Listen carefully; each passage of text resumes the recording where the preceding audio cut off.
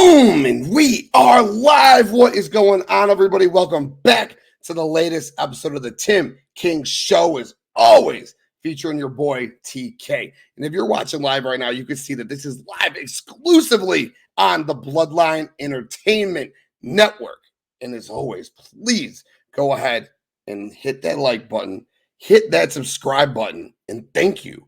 Thank you so very much for tuning in to the Tim King Show. We have a very, very special guest tonight. I'm going to get to that just momentarily. Before we do, you can find the Bloodline Entertainment Network on all major social media at the Bloodline ENT, the Bloodline Entertainment Network on all major audio platforms. And again, right here on YouTube at the Bloodline Entertainment Network and the website, BloodlineNetwork.com, for all your sports, wrestling, entertainment needs. All our podcasts are there, our audio, our video, everything that we do. BloodlineNetwork.com. Check it out.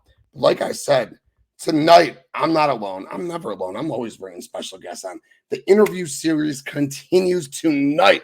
I got a very, very special guest. I got the host of Wrestling Then and Now, the man formerly known as Ace Darling in his wrestling career, Mike Moraldo. Thank you so much for coming on the show, my man. And let me bring you on in. What is going on? Tim, can you take that energy and like bottle it and give me like a big, tall glass of it every day? Because I'm ready to go now, baby. Woo! Oh, thank you. I appreciate that. So you're feeling well. You're feeling good tonight. Let's go, baby. I am. I'm gonna put you over. I reached out to you to be on this show. I saw you on YouTube this week, and I'm like, you know what? I like this guy's show. I mean, the energy, the graphics, and I'm like, I want to get on the show. And here we are, thick as thieves, two old friends. Let's go. Let's go. I appreciate that so much, and I appreciate you reaching out to me, like you said, and coming on the show. Really quick, if you don't mind, for people who don't know who you are, do you mind if I go ahead and put you over? I guess. No okay. Problem. Cool. Thanks. Thank you. So for the people who don't know who Ace is, or Mike, he had a great career. It was a lot of fun, for real. He wrestled on both Raw and Nitro during the thick of the Monday Night Wars. That was so much fun. He wrestled Shawn Michaels. He wrestled Diesel. He wrestled Diesel Kevin Nash not once, not twice, not three, but 4 times. 2 times as Diesel in the WWF, and 2 times for the tag team championships on Nitro against the Outsiders with his tag team partner, Devin Storm, Crowbar, however you want to know him. How absolutely cool is that? Outside of that, you know, he really made Ace, you made your name on the Indies, up on the Northeast side. You were a pioneer in ECWA. You were the 3rd world champion, if I'm not mistaken.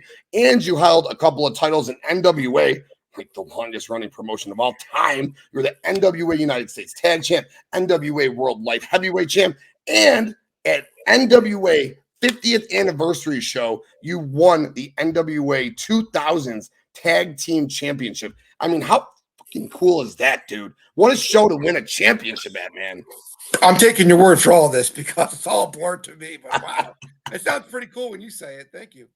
Yo, for real, man. That's it's really cool. And I hope this doesn't disparage you when you say it, but when we were talking earlier, I said, you had such a cool career. And you go, no, I was just a job guy. And I said, no, dude. You weren't just a job guy. To someone like me who watches this, you and a guy like Barry Horowitz and people who travel the Indies and put the work in, I can't respect you enough for taking jackknife power bombs from Diesel Kevin Nash 4 different matches. I asked you earlier if you wrestled Sid or Vader because I heard those were, I didn't hear, I read obviously online, that those are a lot more aggressive than the Kevin Nash ones. And, you know, you said he was like wrestling a cupcake, and we'll talk about that in a little bit for sure. But a piece of cake. A piece of cake, not a cupcake. Sorry, yeah. Don't want to call him a cupcake. Nash is that dude for sure. But man, you had such a great career. Just looking you up and researching you was so much fun. So from me to you, thank you for what you did for the industry and coming to take those bumps, man. Cool. Thank you, bro. Awesome. Yeah, for sure. And now, again, go and follow Mike at Wrestling Then and Now on YouTube. Hit that subscribe button. The interviews he does, he's got banger interviews. We're always talking about bangers and slappers on this show. Bangers and slapper YouTubes. I was watching Matt Stryker earlier. I know you said you had a couple special guests lined up. We had Buff on the show last week. He had some good stuff with Buff. So much stuff. I was sitting there just clicking and clicking and clicking. You can get lost in Wrestling Then or Now. So go and hit that. subscribe button on Wrestling Then and Now for sure, man. Awesome. Thank you, bro. Yeah, for sure. For sure. But let's talk about it, man. So really quick, before we get into everything, what got you into professional wrestling, dude? It's always like that one friend, like the one friend that always sucks you into wrestling with the older brother. You always hear those stories. I was at my friend's house one day, 1986. So I was in 6th grade, and it was Hulk Hogan and Hillbilly Jim versus Big John Studd and King Kong Bundy. And I was like, this is the coolest thing I've ever seen in my life. And I was like the wrestling guy in high school. Every school's got that guy likes wrestling. You know what I mean? Like, that was me. I didn't watch football. I didn't watch baseball. I didn't have a care in the world but wrestling. I went to school with my Hacksaw Jim Duggan t-shirt on, and I was the wrestling guy at Frio Township High School. Yes. Yeah, that was my life, man. That's all I cared about. That's awesome. I'm not gonna lie, I got a Hacksaw Jim Duggan signed 2x4 sitting in my room right over there, but I'm not gonna go wake my kid up. Nice. Yeah, dude, I love Hacksaw was the best for sure. So you said right when you saw that match, you knew you wanted to get into wrestling. Were you a football player? Did you play any sports, or did you just hop into the gym and hop right into the ring? How did that go? A little bit of both. I did play some sports. I was never like a jock in school. But my senior year in high school, I started training to be a pro wrestler at Iron Mike Sharp's wrestling school in Bricktown, New Jersey. And that's what I did. 17 years old, going to school, working a regular job on the weekends, and going to wrestling school. That's awesome. Okay. So then you worked the independent scenes for a little bit? Oh, yeah. Well, it's funny. Wow. I worked the indies, but right off the bat, we started doing TV for the WWF. Like, I was literally... I graduated high school in June. July, I was in Portland, Maine, wrestling Skinner, who I had on my show. Steve Kern in my first real match in front of like 20,000. I did everything backward. Like, it's crazy. Like, because I started wrestling school on a Tuesday, and Mike Sharp's school had like school shows every other Saturday. You invite your parents, you invite your friends, you invite your buddies. So you have like 40, 50 people out of school. But it's great experience. You learn so much by wrestling in front of a live crowd. So I joined up like on a Tuesday. The following Saturday, I just went to a show, and they were short a guy, and they threw me in a match. I had like 3 days of wrestling. Yeah, it was insane. Dang. When I think about how dangerous that was for me, for the guy I was wrestling. Yeah, insane. So I did his shows for so figure February, March, April, May, June. So I did like 10 wrestling school shows. And then I started doing WWF TV. So it's crazy. Yeah. Because you were there in WWF early 94-ish, correct? That's when you debuted? No. 93?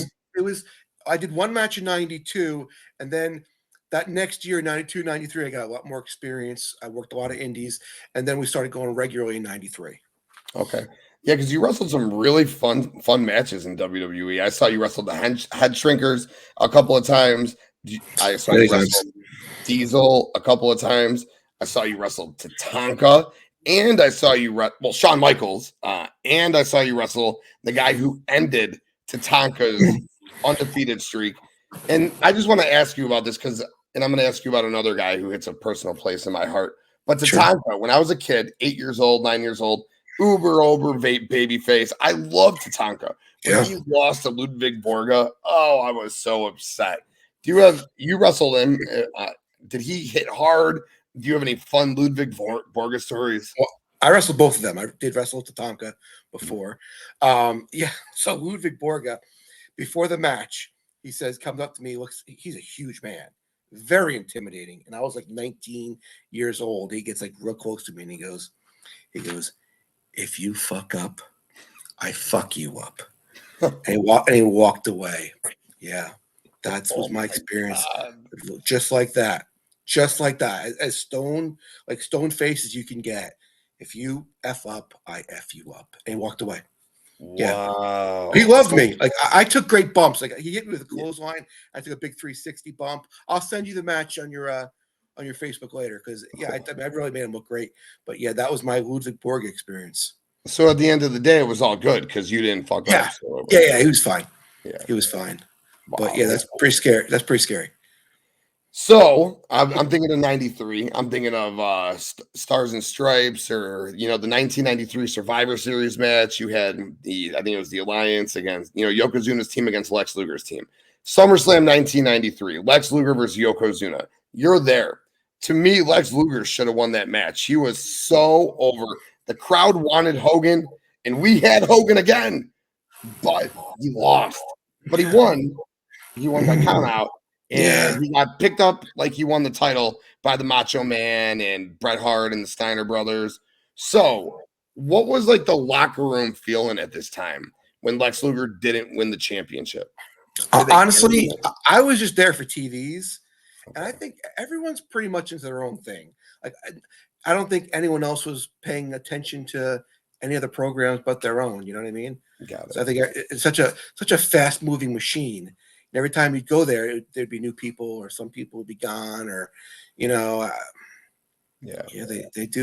they have their own way of booking, and they thought it wasn't the right time to pull the trigger on Lex, I guess. And yeah, that's fair. No, that's cool. That's cool.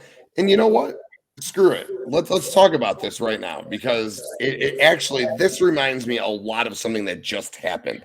Do you watch current wrestling? I do not, but I did watch some of WrestleMania. Okay, cool. So you knew where I was going with that. I read the results and everything. Yeah. Okay. So knowing where I was going with that, it felt eerily similar to me what happened at WrestleMania this past year with CodyRhodes that happened to Lex Luger at SummerSlam 93. Do you think CodyRhodes could ultimately bounce back from losing to Roman Reigns? Do you think it was maybe the right decision for him to lose, or would you have put the belts on him? It's like this. It's like watching a movie. You might not like the ending, but that's the ending. That's the end of Star Wars. If you don't want to see, Darth Vader die or whatever, that's what happened at the end of the movie. That's what happened at WrestleMania. That's the direction they want to go in. That's the ride they're taking you on. So see where it goes. I mean, everyone's going to say it was the wrong decision. We'll see. Sit back and just wait and see what happens.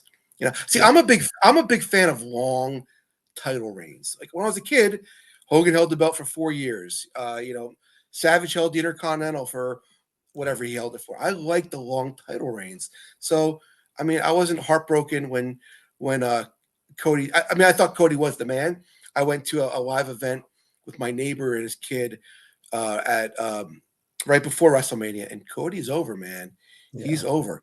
I mean, you wait so long for something. Do you get the pop bigger? I don't know. You get small. Again, just wait and see. Just wait and see.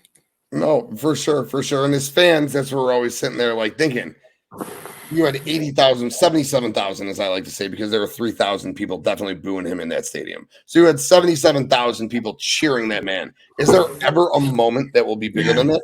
But I do understand. I mean, look at what the network's called, the Bloodline Entertainment Network. There's a reason for that, all right? That man is everything right now. So putting him at 1,000 days, or even keeping it on till WrestleMania 40, that's not going to hurt business. You continue to tell that Bloodline story. You continue to sell T-shirts. You continue to get TV ratings when he shows up. It makes sense. I get what you're saying, for sure, for sure. Because back in the day when you were around, a little bit later, they started playing flippity flap with the title. Right.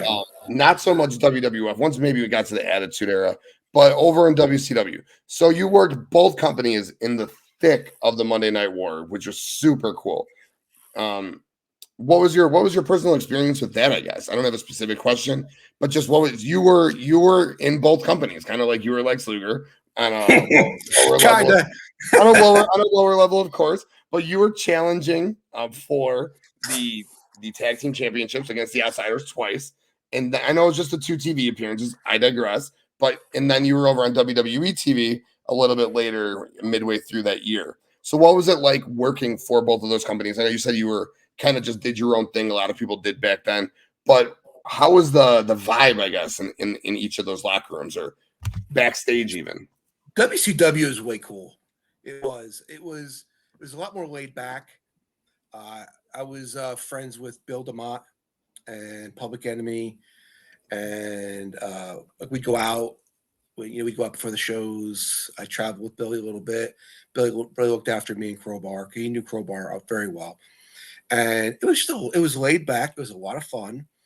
I just didn't get a lot of good matches in WCW. Like I got to wrestle, like the outsiders. Not really having a good match there. Public Enemy was a lot of fun. But, I got to wrestle like Ice Train or Joe Gomez and the Renegade. I mean, no disrespect, Joe Gomez is the nicest man on the planet. But, it wasn't like I was wrestling Eddie Guerrero or they had Eddie, they had Chris Benoit, they had Dean Malenko at the time.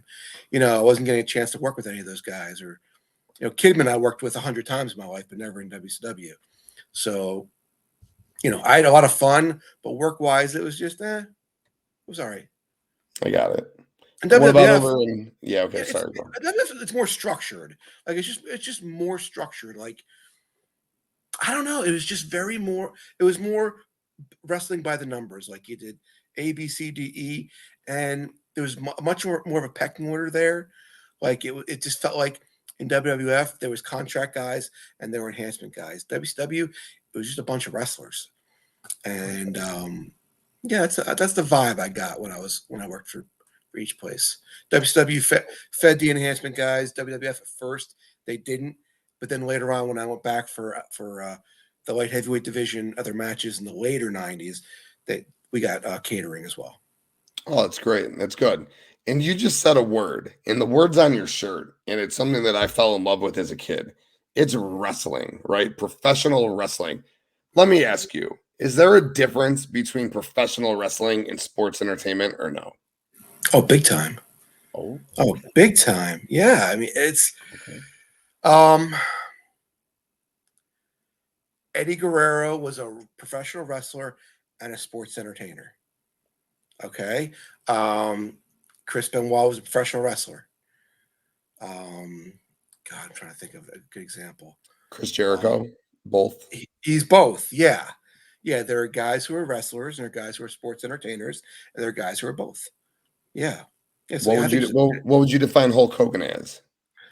The best at both. Ooh. The best at both. Because let me tell you something. Hulk Hogan, watch a Hulk Hogan match from the 80s. Nobody sold more than Hulk Hogan. Nobody. He sold. I watched him versus, I forgot who it was, One Man Gang. Hogan took so many bumps. He worked so hard. Oh, Hogan sucks. No, Hogan doesn't suck at all. Hogan's awesome. Watch his matches. Watch the people. It's, later on in years, did he get slower and older? Everybody does. But watch his first title run. Watch those matches. He worked his ass off. He was good at both, and I don't care what anybody says. Just so you know, you don't have to explain Hulk Hogan's greatness to me. Hulk Hogan to me is my childhood. He's my childhood wrestling hero. He not only is the greatest babyface of all time, Hulk Hogan is the greatest heel of all time. There has never been a character reinvention ever what Hulk Hogan did in WCW. I cried in a trip in the Wisconsin Dells when I was 12 years old when I saw the replay on Nitro on what Hogan did the day before, and I was like, and my dad's like, "Are you serious right now?" I guess, but okay. Thank you for explaining that difference, because a lot of us, even I argue a lot. Nowadays, it's the same thing. Because when I look at it, AEW tries to say they're a professional wrestling company. Okay, but you trot out Orange Cassidy and you do matches with the Acclaimed and the Jericho Appreciation Society. What's the difference between that being sports entertainment and pro wrestling? Sure, you have some wrestling matches, but WWE has wrestling matches, and then they have entertainment. So I try to find the difference between sports entertainment and wrestling. The way you describe it, yes, I completely understand. These companies nowadays at WWE and AEW trying to be different from each other, I don't see it. Do you see a difference in what they're trying to do or no? I don't watch AEW. I don't watch WWE. And I'm not. It's not because I'm bitter. Not because I hate wrestling. I don't have time to watch wrestling. We're recording this at 9:00. I'm forcing myself to stay up this late because I got 3 kids. I get really early for work. Like I don't do it. I do my YouTube show and I work about 60 hours a week and take care of my kids. But see, the beauty about pro wrestling is this: it's subjective. It's not facts. Like it's not like baseball where there's real statistics, and a baseball player, you know what the guy hits, you know what the guy pitches. It's wrestling, so you can have a totally opposite opinion as I do on sports entertainment versus pro wrestling, and we're both right. With pro wrestling, there's no right or wrong answer. Cody Rhodes should have won the title. He shouldn't won the title. There's no right or wrong answer. It's just wrestling. It's all opinion. And even wins and losses. Do wins and losses matter at the end of the day in wrestling? Not a lot. I mean, sometimes, every time I was on TV, I lost. So people knew when I came out, I was going to lose. But for like a top guy, I mean, Razor Ramon lost a lot, but he was still a top guy. Right. They do matter, but one loss, 10 losses isn't going to kill someone's career. But if you're always portrayed as if you don't win, you're not going to be taken seriously. Okay, that's fair. You just brought up Razor Ramon. We talked earlier. You wrestled the Outsiders twice on Nitro. I went back and listened to a previous interview you did where you were talking about ScottHall or Razor Ramon. You came back. You had just wrestled a match. You came backstage and he was like, "Great job, kid." And you just didn't expect him to say that to you. He didn't have to. And you were like, "Damn, that's fucking awesome." Maybe not in those words, my words. But for you, do you have any cool ScottHall, Razor Ramon stories you'd like to share? Well, that's one of them. I wrestled the head shrinkers. And it was like the fourth time I ever did TV. And as soon as I came in the back, like Scott was all the way at the other end of the room and he yelled across the room. He's like, he's like, "That kid took the greatest bump I ever saw." And he didn't have to do that. And the next day, there was some arena where there was a little elevator for some reason. I don't know why, but there was an elevator to get from one floor to the other. So he and I are both in the elevator. And, I'm just scared out of my mind, 18 years old. And he's there. And he said again, he goes, he took a great bump off that, whatever it was. And Scott was a guy who would sit right down next to the job guys. He would talk to you. He would talk to you like a person. Some of the guys wouldn't have time for the extras, but Scott he'd sit right down next to you and talk to you. I never had anything but good things to say about ScottHall.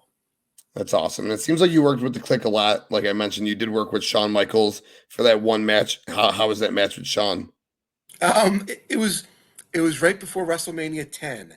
So he comes. I'll tell you, the worst part of being an enhancement guy is the entrance, because you're just standing there in the ring waiting for the top guy to come out, and everyone's just, "You're gonna get your ass kicked. You suck," And all right, yeah. So, do you remember back in the day? They'd always have those.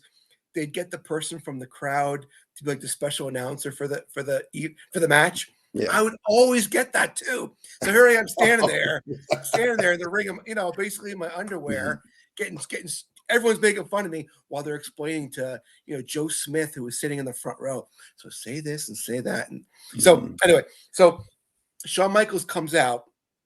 A funny story, Billy Kidman was at this TV as a fan.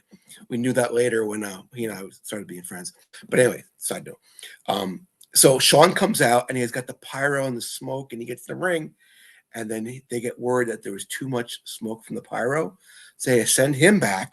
I had to stay in the ring while the smoke cleared for like 15 minutes. It felt like 5 hours. Oh my God. Yeah. Because what am I going to do? Stand in the ring and just stand there in your trunks. Yeah. Like a douche. Just stand there and say nothing. What do I do? Start fighting with the ringside people? I'm not a loser as I'm getting my butt kicked. And then after he beat me with the super kick, I forgot who came over and said, "Just stay down afterwards," because he set the ladder up and climbed up the ladder and cut a promo on Razor Ramon. Yeah. So were you underneath the ladder while he was? Yeah. Wow, that is so cool.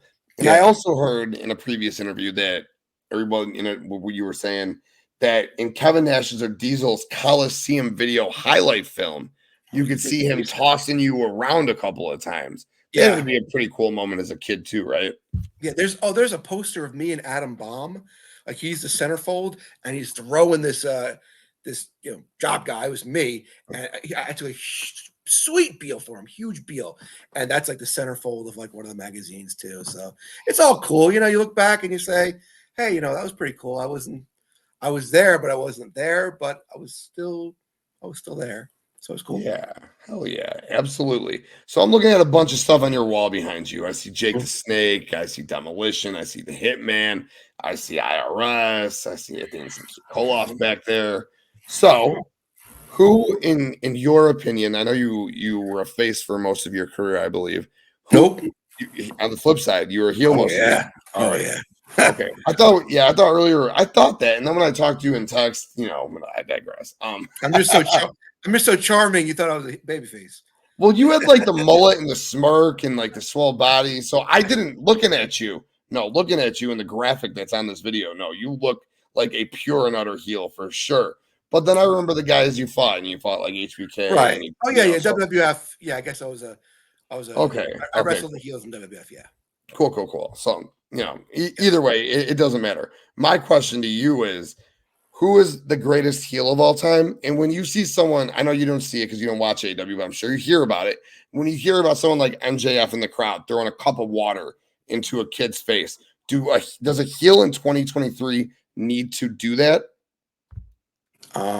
Do they absolutely need to, because there's no other way to get heat anymore. Should they do it? No. But do they need to? Yeah, because what's a person gonna, you've already told the whole world, especially with the stuff nowadays, this is all bullshit. We're all friends, we're all playing grab ass out there. So for someone like him, yeah, you never see him take pictures with the, you ever go to Disney World? I've been there. Okay. Epcot. I love Epcot. Okay. Yeah. All right. Well, the characters there, if you go to meet Chewbacca for Star Wars, he's not taking a selfie with you like this. He's Chewbacca. You know what I mean? Right. You don't see MJF taking pictures on the internet, smiling with his arm around somebody. He's a heel. So I guess that's the only way you can be a heel these days, is don't go on social media and show people that you're a real person and that you're a nice guy, because it's so overexposed. Guys go on there and they just, oh, thank you so much for the match and blah blah blah blah blah. It's like there's no illusion anymore at all. But people watch MJF and say, but I think that guy's really a dick, Right, because he seems like a dick, big time. Yeah. So that brings back to the original question. Who is the original dick? Who's the best dick of all time? Who's the best heel of all time? That's a great question. Who's the greatest heel of all time? Ted DiBiase was a great heel. Because I'm always thinking, like, for me, it's always going to be that mid '80s, because that's when I was at my top of my fandom. Yeah. Rick Rude was a great heel. DiBiase was a really good heel. I only ask you because I just saw something. It was like one of those memes, and it said, these four heels, who would you get rid of? And it was Mr. Perfect, Rick Rude, Jake the Snake, and the $1 Million Man. And I was just like, that's it. First of all, it's an impossible question. Right. Oh no, not the $1 Million Man. It was Roddy Piper. So I was like, this is just an impossible question. I have a new answer. Roddy Piper. I mean, you get rid of him? No, he was. Oh, okay. Oh, even better answer. Yeah. Okay. Cool. I mean, think about it. Mr. Perfect. He was too good of a wrestler. I never hated Mr. Perfect. Never. Right. He was so cool. Good. I don't care who he wrestled. I mean, if he wrestled, I don't know, say Hulk Hogan, I'd probably cheer for Hulk Hogan. But Mr. Perfect was so damn good. Even Rick Rude was so damn good. I mean, Roddy Piper. I have a new answer. I mean, how do you go wrong with that answer, right? No. Right. Yeah. And that's why the question of who do you get rid of Piper, Jake the Snake, Mr. Perfect, and Rick Rude is impossible to answer, because Rick Rude, like, he seems like the easy answer, but he is the most underrated maybe wrestler of all time. My God, the tights, the abs, the thrust, everything. And he never went face. I like the heels that, like, the $1 Million Man. The only time he was a face is when he managed the Steiners in WCW. Other than that, he was never a face. Or in Mid-South when he started for Bill Watt. Yeah. But I mean, someone like Rick Rude, though, he was just, there was nothing likable about the guy. That's what I like about heels. I don't like cool heels. Like everyone now, NWO, they want to sell merch. They don't want to get booed. Right. They're wrestling good guys, but they're not heels, like they want to sell merch. They want to get cheered. So back in the day when it was, when you were a heel, Jim Cornette was a heel. He didn't go out there trying to wink at the crowd and try and get a pop. He was being a heel. Talk to me about Jim Cornette. He's on my list of things I want to talk to you about. I saw a picture of you and him. I think you had some tag team championships on your shoulders. Talk to me about Jim Cornette. How did that go? Are you in contact with him? I'm not. I'd love to, though. I love Jim Cornette. if you listen to his podcast, he mentions me quite often, me and Crowbar, because he always tried to get us booked as extras on TV. Whenever he was in the Northeast, he would work with me and with me and Crowbar. And I did something that no one does anymore. When there was someone like Jim Cornette in the room, I'd say to him, Jim, can you watch my match? Jim, can you give me some advice? No one does that anymore because everyone knows everything. But yeah, Jim was always very kind to me, very supportive. He appreciated my work. I worked for Smoky Mountain too one time too. I did TV for Smoky Mountain Wrestling, and Jim. Can't say enough good things about Jim Cornette. That's fantastic. I love listening to his show. He is just, there's something about brutal, blunt honesty that I love. And he will tell you exactly how it is. I know, like you mentioned earlier with Hulk Hogan, a lot of people don't feel that. A lot of people don't feel Jim Cornette nowadays. I'm not one of those guys. I like, and I appreciate his opinion. And that's really cool that you used to do that. And I'll just bring this topic up because I think he's coming back sometime soon.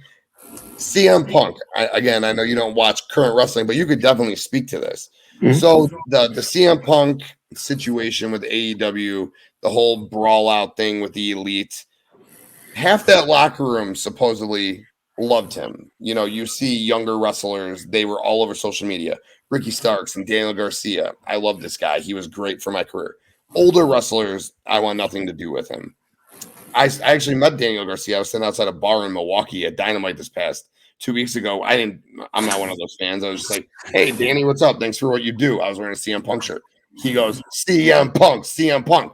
Obviously, the kids in that locker room respect the guy. What are your thoughts on them bringing him back? Do you think it's best for business or no? I think he is the most recognizable star that they have on their roster. If people don't like him, I think they need to leave rather than he needs to leave. It's all about dollars and cents. It really is. You know, I hate today's wrestling. I hate the fact that someone who looks like your mailman, can be world champion. I'm sorry. I mean, I'm not. King Kong Bundy was one of my best friends, and he'd say this business is about physical stature, and it is. Like, I wasn't the biggest guy. That's why my place was so low on the wrestling totem pole. Back then, like if Kevin Owens and Sami Zayn did TV in 1994, they'd get 4 minutes with the Quebecers and get squashed. That's just the way the business was back then. Now it's a different story. I think CM Punk. I think wrestling needs a few more CM Punks, a few more Bret Harts, a few more people who take it seriously and is not afraid to say no. That way you're doing it. It's kind of stupid. Why don't we try it this way? That's how I feel. I appreciate it. I love that opinion, and I too, yikes. I too agree with that. CM Punk. Oh wow! But no, it's just it's a Chicago-based tattoo. Me and 3 of my buddies all got the same thing. It's not like I'm some sort of fanboy. Oh yeah, no, no, not at all. But hey, man, hey, someone told me this, and it's true. The biggest marks are the ones who do the wrestling, because they're the ones who beat up our body, trying to live out our dreams. So you don't gotta justify to me that you're a fan. I have no problem admitting I'm a mark. That's someone calls. They're like, "You're a mark." Yeah, yes. I go to every single show I possibly can. I love the industry. I love professional wrestling. I watch wrestling 5-6 days a week. I love wrestling. And yes, what you said reminisces about CM Punk. What he brings is dollars and cents. When he was there, he brought in 6 out of 7 shows over 1 million in the ratings. Okay, this past week on Dynamite, they had 830,000. And I'm not a ratings guy by any means, but when you have your full roster, which they had on Dynamite, they had the Elite, they had the BCC, they had the 4-pillar story with MJF that they're building around the world title, they had all their women, and all Adam Cole and Chris Jericho, and all you're able to produce is 830,000. How are you going to sit here and tell me that CM Punk shouldn't be brought back to television? Because like when he was feuding with Jon Moxley, who I'm a huge fan of, if you watch the intro video, you see Moxley in there. Moxley, sure, you're the heart and soul, but I'm the dollars and cents, and the company needs the dollars and cents. Yep. Great. And let me ask you another question, because you brought Bret Hart up in the seriousness. Bret Hart says he doesn't like current wrestling. He thinks that guys stand around and do too much flippity-floppity on the outside. He thinks that watching Jon Moxley stab someone on the head with a fork on TV for 5 minutes is asinine and insane. I think I already know your answer, but are you with Bret Hart on this? I think Bret Hart is the greatest professional wrestler of all time. I'll watch if I had to watch one pro wrestler the rest of my life, it would be Bret Hart. Okay. Find me a bad Bret Hart match. Find me one. Find me one that he didn't do everything he could to make it look real. Find me a match where he didn't tell a story. Find me a match where he didn't put his body through hell, but not in a stupid way, not in a meaningless way, in a working way, by using the ring and using, he didn't go. I could watch Bret Hart all day. Yeah, that's fair.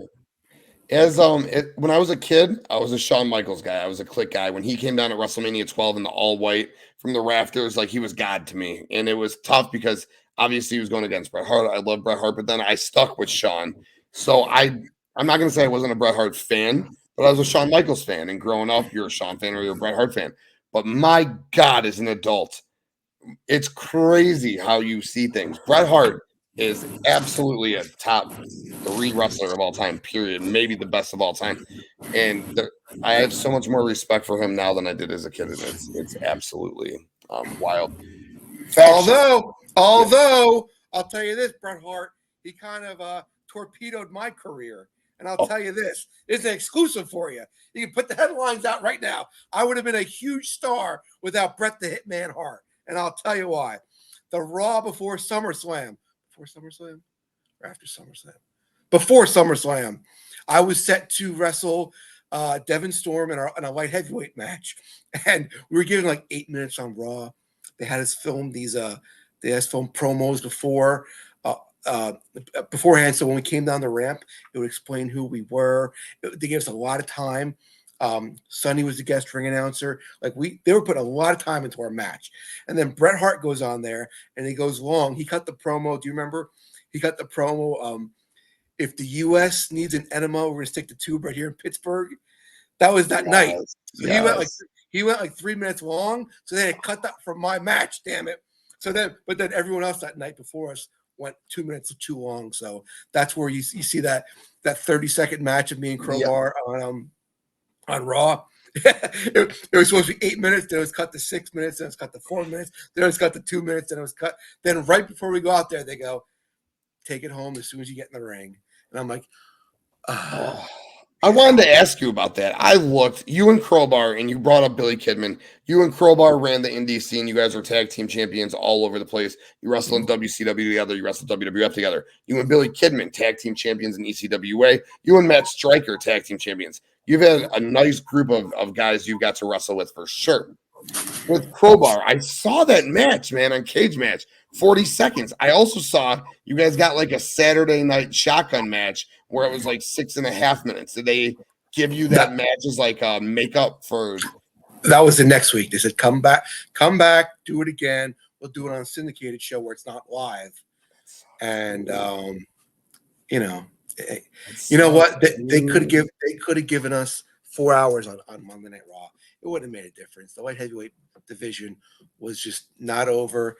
No one would have cared. In my mind, it would have been the greatest thing ever. Of course. But the big scheme the big scheme of things, it wouldn't have really made a difference. So Bret, when I see you in 2 weeks at 80s Con, I'll give you a pass, buddy. That's so funny. The light heavyweight division. Mm-hmm. Why wasn't it a success? Not you, but the WWF, they tried to replicate the cruiserweight division. You had Christian who was there. You had what's his name? Aguila, I think his name was. You had Taka Michinoku, who was the star. Asa Rios, who was over there. And then I saw you and Devin Storm were like a huge part of the mix with Brian Christopher. So why do you think that just didn't succeed? Cruiserweights in WCW, the cruiserweight champion was the best cruiserweight out of the group. In WWE, the light heavyweight champion was just a small wrestler that they used to get beat by the big wrestlers. You know what I mean?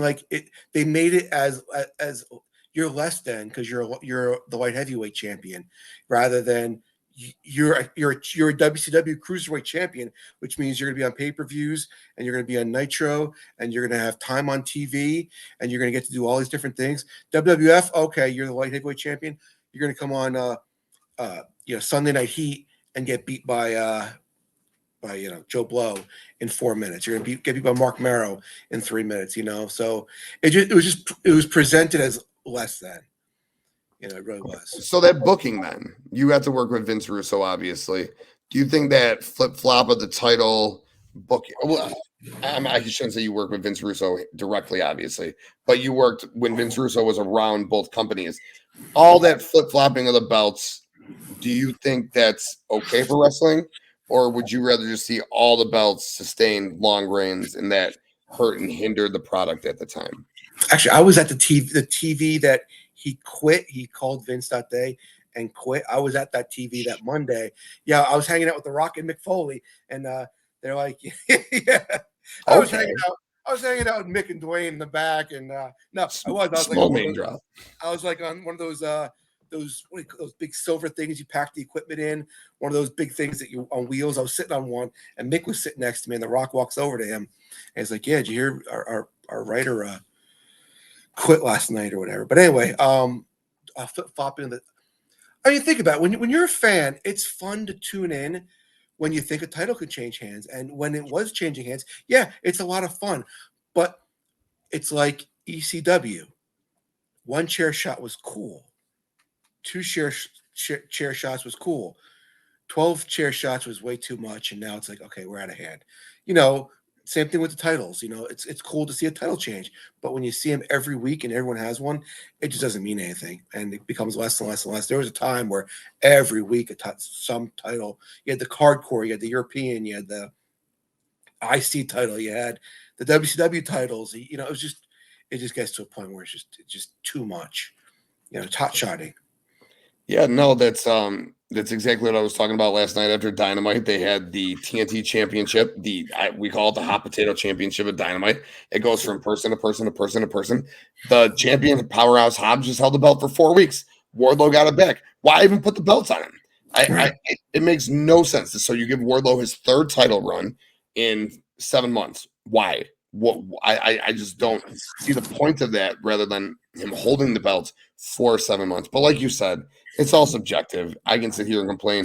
I mean, I was rejoiceful. You see the video on the show. I love War Daddy. He's in my video. But at the end of the day, why are you flip-flopping belts like that? And I felt it was cool when I was a kid in WCW, but now that I'm older, you get that mindset for sure. But I think we've talked enough pro wrestling. I want you to put a couple of things over before we get out of here. 80s Con. What is 80s Con? You got a part of that? What's going on? My best friend Tommy Fierro, he runs the greatest wrestling convention ever. He has a wrestling store in New Jersey, and he has a lot of appearances there. He runs ISPW Wrestling. He has a lot of shows right now. If you want to check him out on Instagram or Facebook, ISPW Wrestling. But 80s Wrestling Con, May 6th, Men in the Arena. We got Bret Hart. We got the Beverly Brothers. We got Demolition, the Powers of Pain, Nikita Koloff. We got the original Midnight Express, Tommy Rich, Samu Papashango, Wendy Richter, Dory Funk Jr. It's going to be awesome. And the best part of 80s Con is when you're someone like me and you help work the event and you help take care of everything, is the night before you all have dinner and you have like 9, 10, 12, 27 beers. And you just listen to these guys tell, old stories. I could listen to like Barry Darso Demolition Smash or Billy Eadie Demolition Axe or Tommy Rich just tell stories all night. And I just sit there and mark out and love it. Oh, you're such a fan like me. I love it so much. That's what's so cool. And that's why, again, thank you so much for giving me the time to talk to you and to get to thank you, man. Moments, man, for sure. Yeah. And last, I want you to put over Wrestling Then and Now. What's your brand? What's your objective, man? Where can the people come and find you on there? Just like I was saying for 80s Con, just listening to these guys tell their stories. When I do my interviews, and I've been doing it since July, and I probably had 70 guys, and I have like 3 a week now. It's unbelievable. Like tomorrow, I got Sean Mooney coming on. Remember Sean Mooney? Hell yeah, yeah. And that's tomorrow afternoon during my lunch break at my job. Tomorrow night, I have Eric Watts coming on. Like I recorded. Wow, recently. Wrestler of the Year, Rookie of the Year in '92, Eric Watts. There you go. I've had one of my old friend D'Lo Brown on the show recently. Santino Marella. gosh, I've had from just this poster alone. It's like I've had Axe, I've had Smash, I've had Wendy Richter, I've had Skinner, I've had Dennis Condrey, I've had Jim Brunzell, Hugh Morris. Yeah, man, I'm lucky. I have a lot of friends. A lot of ECW guys. If you're an ECW fan, Stevie Richards, Danny Doring. Gosh, I'm trying to think ECW guys. Nunzio. Just a lot of WCW guys. I've had Lash LaRue. I've had Big Vito, Stevie Ray, Harlem Heat. Love that man. Hilarious. Big Vito from WCW, Crowbar, Alan Fung from WCW. I just had the list. I'm missing a lot of people, but it's been awesome. It really has. Just had Fandango on recently. Just had my old buddy Matt Stryker on there. It's awesome. I love it. It's like my therapy. Like this. Getting a wrestling outlet just to talk and share stories. Because listen, I'm not the biggest guest at all, but I have a story. That's how I look at everything. I remember Dusty Wolf. Mm-hmm. He was an enhancement guy. Yeah. I had him on last night, and again, he had great stories. It's like it's not always like about getting the biggest stars, which is awesome, but everybody's got a story. I've had Downtown Bruno on the show. I've had a lot of old friends who it's just awesome, and it's just getting to hear stories. Sit back and listen, and just let the world hear these guys' stories. There's a lot of competition out there. A lot of people are running podcasts and YouTube shows, but mine is just literally it's like a guy talking wrestling with his buddy at a bar and just hearing these guys' stories and just appreciating them. Yeah, I want the dirt, tell me the good stuff, but it's more of like a celebration of the guy. Like tomorrow night, let's talk about Eric Watts. Let's talk about you as a performer. So yeah, I got Renee Dupree coming on soon. I got nice, great show, Cafe de Renee. Oh, yeah. I was on that about a month ago. My buddy Paul London, I had him on. He got me on the cafe. Cool. That's really cool. Nice. Yeah. It's all about like what I'm doing here is just like pro wrestling is. It's all about helping each other out and getting better and networking. And I was nice to you when you were breaking in. Like Darren Young, he came on the show. I tried to help him out when he was breaking. He's like, of course I'll do your show for you. So it's like I get to do that, or I get to meet new friends like I just made with you tonight, or guys I never met before, or guys I used to watch on TV. So I know I'm rambling, but I'm really excited. Please. I'm really excited because it's just a lot of fun. It really is. It's my therapy for the week. I'm not going to go to a counselor. I'm not going to sit on a couch. I'm going to come here in my garage. I'm in my garage right now and talk wrestling with Dave Sullivan. I had Dave Sullivan on. Remember him? Yeah. Evad? Of course I remember Evad. Yes. Hey, you know what? He's got a story. Everybody got there a different way. Everybody had different experiences. Everyone had good times and bad times, but it's all just different stories. So it's just getting these stories out there. And like I said, celebrating the guys. Love it. Oh, man. It just hits me right here. Absolutely hits me right here. And that's why when you reached out to me, I was like, oh, hell yes, please. Honored from the bottom of my heart. Honored for you reaching out. And again, please subscribe to Wrestling Then and Now on YouTube. And you can find Mike on Facebook at Mike Moraldo. If you need anything wrestling-related questions, reach out to this man. He's been in the industry forever. Reach out to him. Check out the stage YouTube and subscribe. And if you watch this, thank you. Thank you so very much, as always. Thank you for watching. Thank you for listening. Please hit that like button. Hit that subscribe button. Go over to Wrestling Then and Now and hit that subscribe button too. Yeah, let's go. Appreciate you guys all tuning in the website, BloodlineNetwork.com for sports, wrestling, entertainment needs, all the podcast, audio, video, the works. Check it out, BloodlineNetwork.com. And me, your boy, TK. You can find me on all social media platforms at The Tim King Show. And, of course, right here on the Bloodline Entertainment Network on YouTube. Hit that like button. Hit that subscribe button. Go and follow Mike. Mike is the man. Thank you so much for your time, Mike. And we are out. Later, Mike.